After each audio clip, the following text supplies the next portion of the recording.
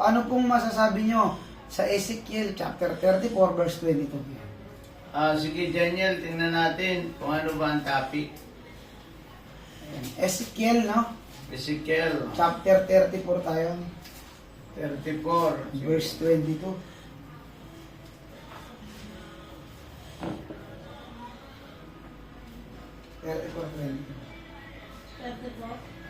Thirty-four, 20, 34 verse 22. verse 20. Ah. Ito, Daniel, ay ang mabuting pastol. Mhm. Ito, dito.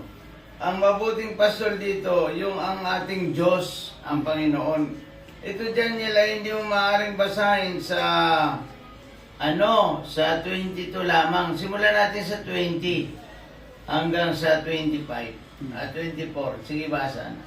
Ezekiel chapter 34 verse 20.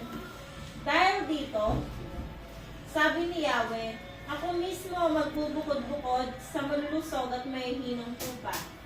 Ginigit-git ninyo at sinusuwag ang mga mahihina hanggang sa sila'y mangalat kung saan-saan. Dahil dito, ako ang mangangalaga sa aking kawan at hindi ko papayagan sila inyong apihin. Ihiwalay ko ang mabubuti sa masasama. Itatalaga ko sa kanila ang isang hari tulad ng lingkod kong si David. Siya ang magiging pastor nila. Akong si Yahweh, ang magiging Diyos nila at ang mamamahala sa kanila ay isang haring tulad ng lingkod kong si David. Akong si Yahweh ang may sabi nito. Ayan, maliwanag. Si Yahweh ang tinutukoy dito na magiging pastor ng lahat ng tao. Hinalintula dito si David na siya ay naging pastol ng mga tupa.